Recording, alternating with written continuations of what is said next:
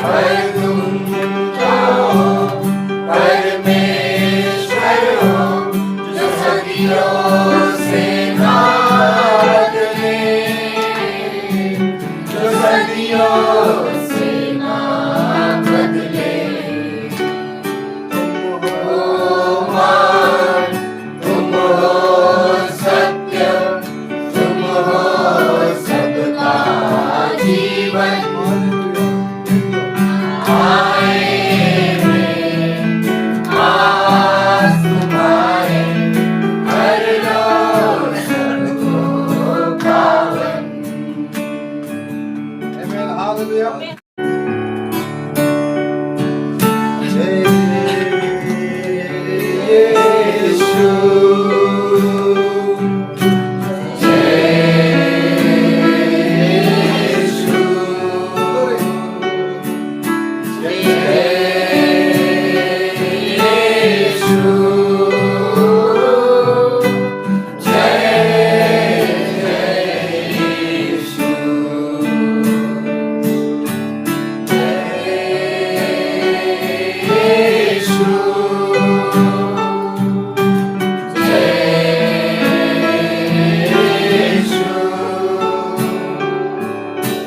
जय यीशु,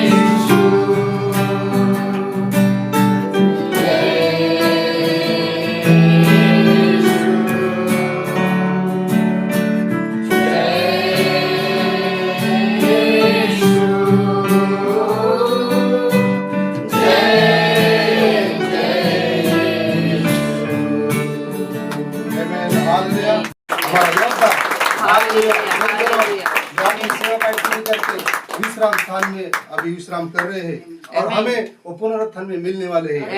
कि हम विश्वास करते हैं उन्होंने अपनी धाव को पूरा किया है, उन्होंने अपनी सेवकाई पूरी की है, विश्राम काम कर रहे हैं और हमारी बारी है। हमें वो अपना क्रूस लेकर उस भाई के जो जिम्मेदारी भाई ने निभाई है, भाई ने अपने पूरे हृदय के साथ पूरे मन के साथ अपनी सेवकाई पूरी की, अपने परिवार को सब उसने ये किया है। ये हमारे बहुमूल्य भाई है, उनके लिए हमारे आज भी हमारे दिल में उनके हृदय के लिए बहुत बड़ा स्थान है। आमीन, आमीन। हालेलुया। क्या हम भाई हालेलुया। की फिर से सराहना करते हैं? Hallelujah, God bless you. भाई पुत्र को हम सलाम करते हैं, गॉड ब्लेस यू। आमीन। उनकी सेवकाई को सलाम आमीन। करते हैं, उन्होंने अपनी सेवकाई को पूरा किया है। आमीन। आमीन, हालेलुया। और अब हमारी बारी है, वो याददात है। आमीन, हालेलुया, आमीन। आमीन, प्रेज द लॉर्ड। हालेलुया। मैं एक कोट पढ़ना चाहता हूँ।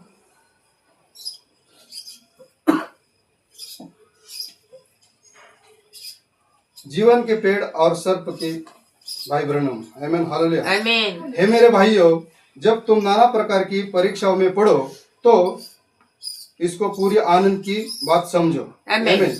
यह जानकर कि तुम्हारे विश्वास के परखे जाने के धीरज उत्पन्न होता है, आमीन। पर धीरज को अपना काम करने दो।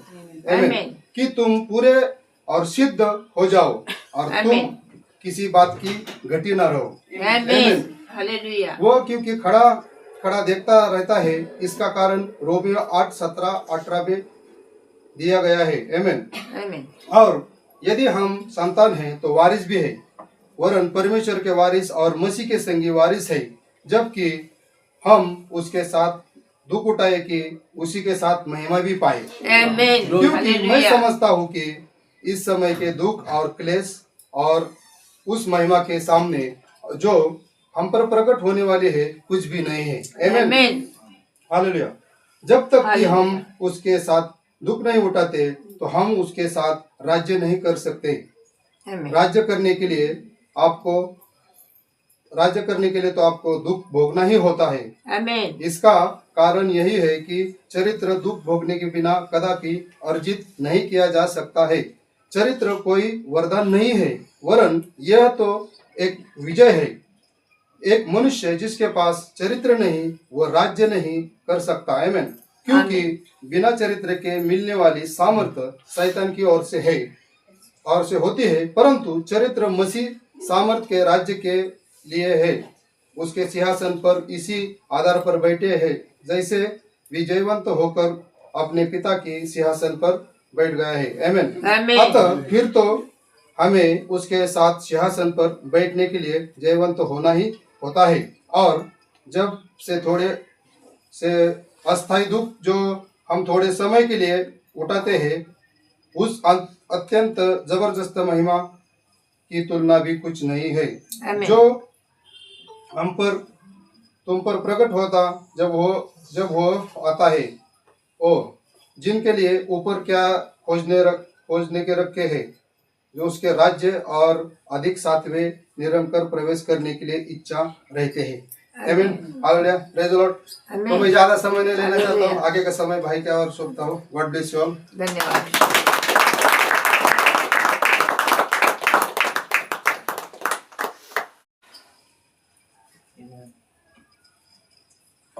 एक बाइबल से ईमान दो वचनों को हम पढ़ते हैं।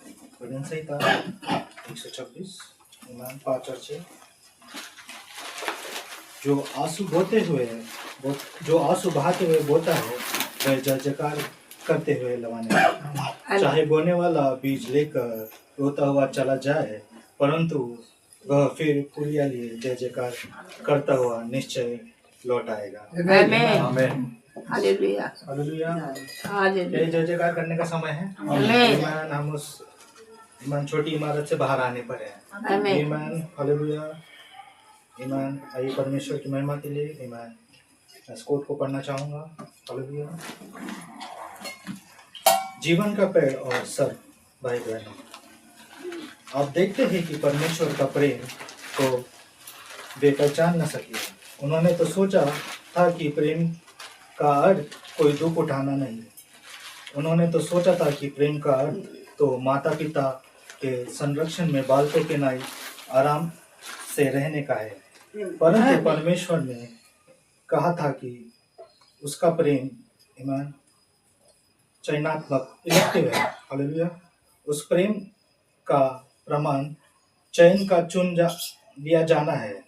ईमान, इससे कोई मतलब नहीं कि क्या क्या घटित हुआ था। उसका प्रेम तो सच में सच्चाई का प्रमाणित है। ईमान, आपका चुन लिया जाना ही उसका प्रेम। हालेलुया। आमीन कि उसने उन्हें उद्धार के लिए पवित्रकरण और सत्य पर विश्वास करने के जरिए चुन लिया गया। ईमान किस जरिए चुन लिया गया?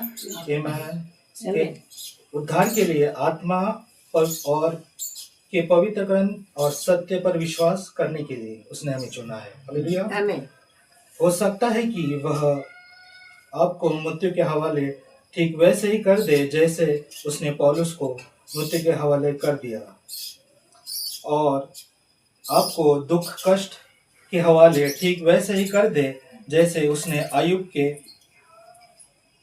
को ईमान दुख कष्ट के हवाले कर दिया था। ऐसा करना उसका परमाधिकार है। वह आमीन सर्वोपरि उद्देश्य वो सर्वोपरि है, परंतु यह सब कुछ एक उद्देश्य के लिए होता है। यदि उसका ऐसा करना ईमान का कारण होगा, ऐसे करने का उसका उद्देश्य यही है कि हम थोड़ी देर के लिए दुख उठा चुके हैं तो फिर हमें सिद्ध बनाया जाए, आमीन दृढ़ किया जाए, मजबूत बनाया जाए और स्थिर किया जाए। जैसे कि अय्यूब कहता है, वह हम में सामर्थ देता है। आप देखते हैं कि खुद उसने भी दुख मुसीबत उठाई थी। उसने उन बातों के द्वारा जो उसने सही थी आज्ञा मानने से सीखा था। वास्तव में वह उन दुख कष्ट को सहकर भी सिद्ध बना जो उसने सहे थे। ईमान। आमीन इब्रानियों 5:8 और 9। और पुत्र होने पर भी उसने दुख उठाकर आज्ञा मानना सीखा और सिद्ध बनकर अपने सब आज्ञा मानने वालों के लिए सदा काल के लिए उद्धार का कारण हो गया। आमीन आमीन क्या वो हमारा उद्धार का कारण है? आमीन हालेलुया। आमीन यीशु मसीह की दैविकता। ईमान। भाई ब्रानम और भाई बहन, वह दैविकता तुम में है। थोड़ी देर बाद दुनिया मुझे फिर कभी नहीं देखेगी, फिर भी तुम मुझे देखोगे, क्योंकि मैं तुम्हारे साथ तुम्हारे अंदर युग के अंत तक रहूंगा। आमीन क्या हमारे साथ वो है? हालेलुया। धन्यवाद देता हूँ। धन्यवाद।